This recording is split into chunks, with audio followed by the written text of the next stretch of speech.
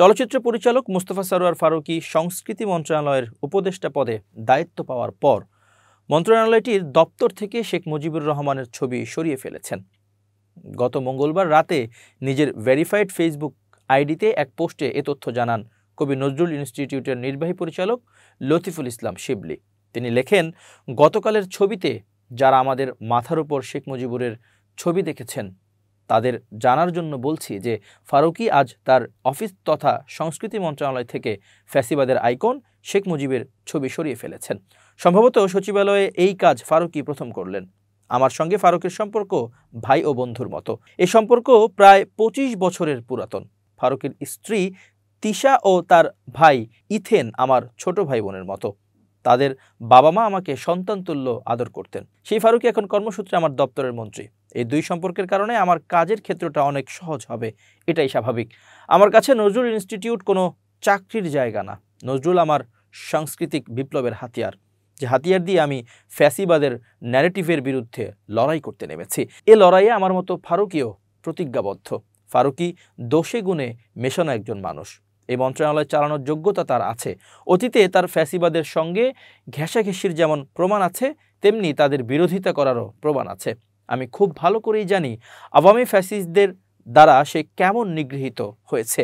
জুলাইয়ের তীব্র দিনগুলোতে আমরা যখন অসহায়ের মতো দেশের সেলিব্রিটি বুদ্ধিজীবীদের সমর্থনের আশায় তাকিয়েছিলাম, তখন দু একজন ছাড়া আর কাউকে আমাদের পাশে পায়নি।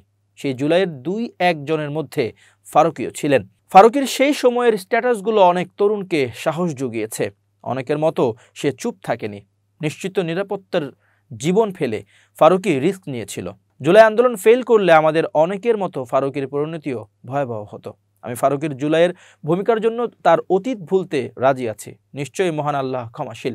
আর এখন থেকে ভবিষ্যতের ফারুকী তো আমাদের নাগালের মধ্যেই থাকবে।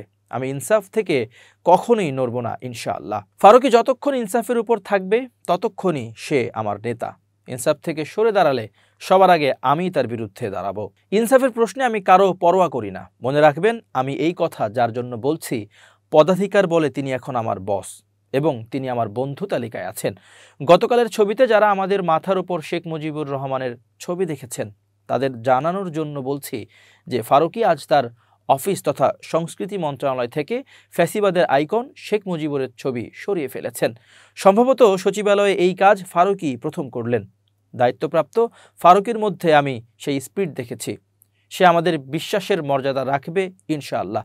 আমরা একটু অপেক্ষা করি আর তার কর্মের দিকে তাকিয়ে থাকি।